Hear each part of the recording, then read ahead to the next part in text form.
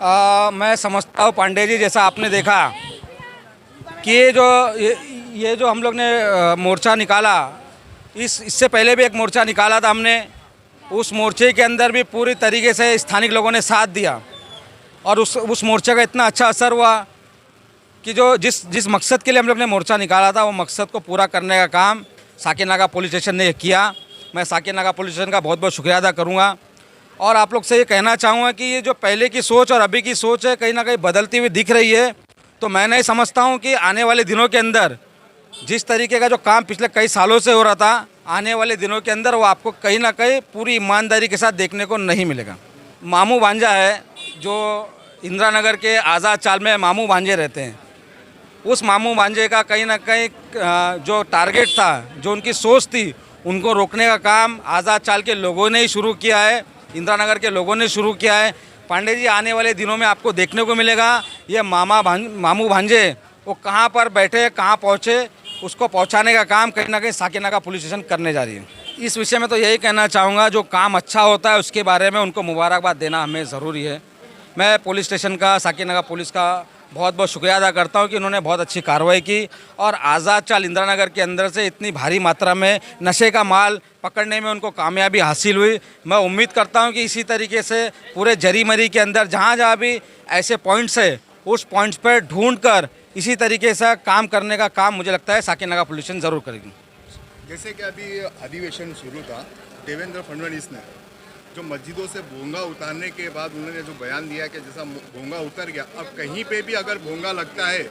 तो इसकी जिम्मेदार पुलिस प्रशासन होगी। तो एक मिनट सर, मेरा सवाल पूरा कर लो। अगर वही देवेंद्र फडणवीस, एकनाथ शिंदे हो या अजीत पवार है, ये बयान कर दे कि भाई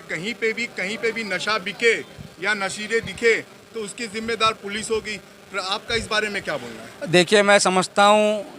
ये जो वरिष्ठ नेता लोग हैं, वरिष्ठ जो सीनियर लोग हैं, जो अपनी बात कहते हैं,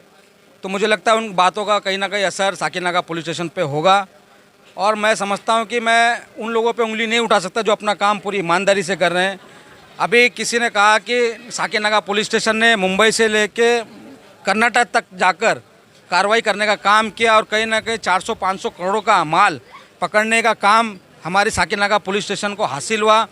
तो मुझे लगता है कि मैं नहीं समझता हूं कि जो लोग काम कर रहे हैं तो उन पे उंगली उठाने की कोई ज़रूरत है। मैं समझता हूं कि जो नशा पकड़ने का काम पूरे अलग अलग इलाकों में पुलिस स्टेशन के माध्यम से हो रहा है, तो सिर्फ़ और सिर्फ मेरी पुलिस स्टेशन से इतनी रिक्वेस्ट है, इतनी विनती है कि सिर्फ मेरे इलाके के अंदर जरीमरी का जो जितना भी मुस्लिम इलाका है, उन इलाकों के अंदर और तेज़ी से काम करे, ताकि जहाँ पर भी जिस गली मोहल्ले के अंदर अगर छोटे लेवल पे भी काम हो रहा होगा तो उसको पकड़ने का काम करे और पूरी तरीके से जरीमरी को नशा मुक्त करने का काम साकेनागा पुलिस स्टेशन करे।